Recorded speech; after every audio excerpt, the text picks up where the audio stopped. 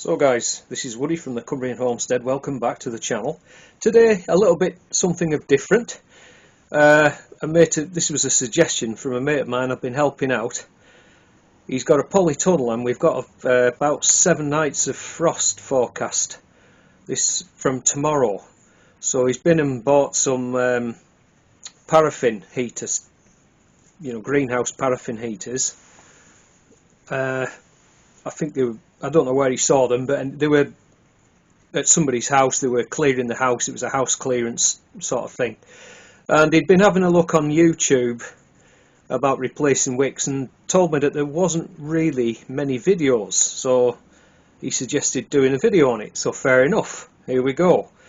So these type of paraffin heaters use a flat wick.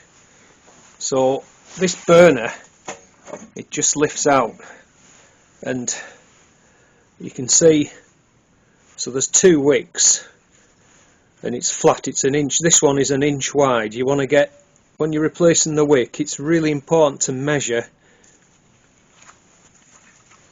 this slot here, because if it's too big or it's too small, it can damage the mechanism here, the winder. So make sure you measure that slot and order your new wick.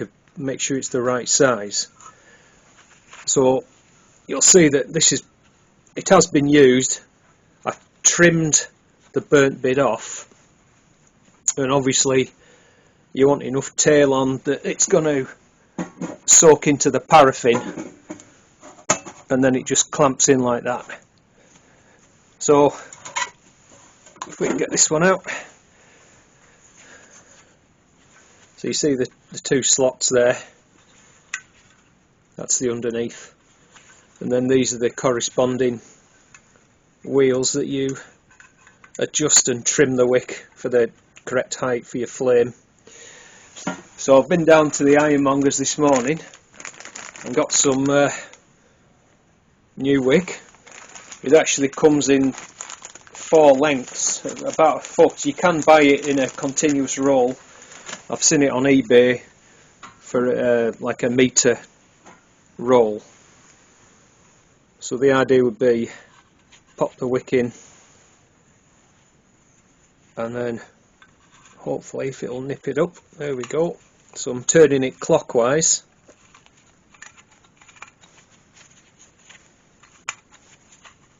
Obviously, look, it's important that you try and get it straight, so I might have to be better doing it that way, perhaps.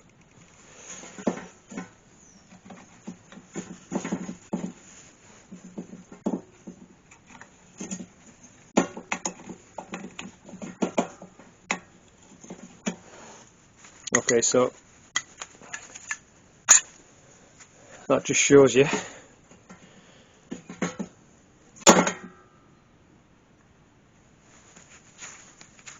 it's really important to get it straight. I'll try again.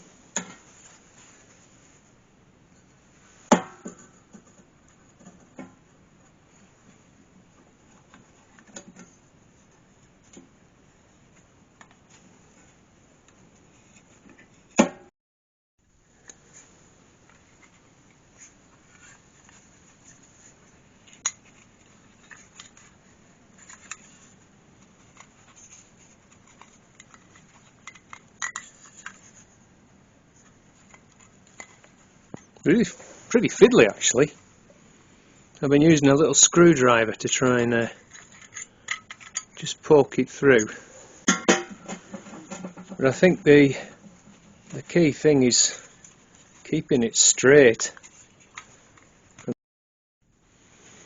Alright, let's have another go. So we're going to go in this side, this one.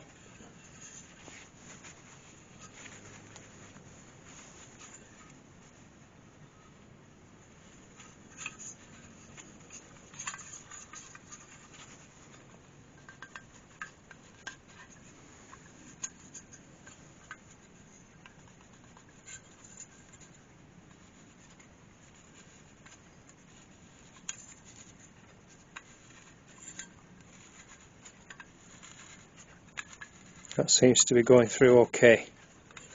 Just have a look. Yeah, you can see it's come through the other side now. So if we try the other one again with a, again I don't know how much important, but I feel like I just want to trim those loose ends off.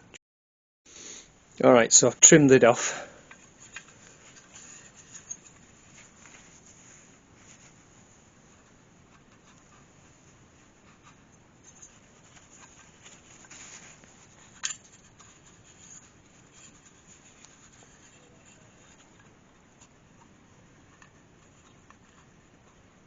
Okay, I can feel it biting on the material.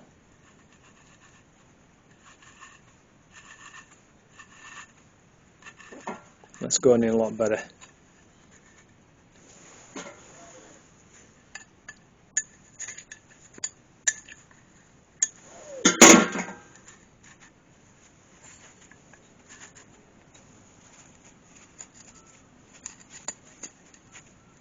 Perhaps there's a bit of it dirt there. You can see that that's winding up and down now, both of them, quite freely.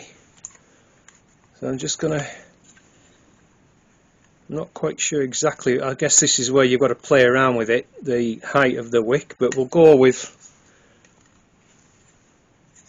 about that. You can see they've got loads of tail on now, so all we need to do now is pop that back in.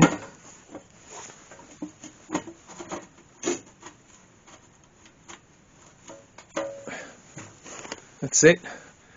And then this one has a screw filler cap, whereas the other one here, which obviously looks pretty new, this is more like just a push fit thing. It pops out like that. So I'll get this one, we'll get it filled up, and then I'm going to leave it for several hours to give chance for the capillary reaction to the paraffin to get pulled up, and then we can light it, come back, light it, and sort of have a look at the flame. So I'll bring you back at some point later on. Alright guys, well it's been about 2 hours I guess since put the paraffin in, so we'll just have a go and see how we get on. Boom. So that looks like it probably wants, you know, quite like that. Try the other one.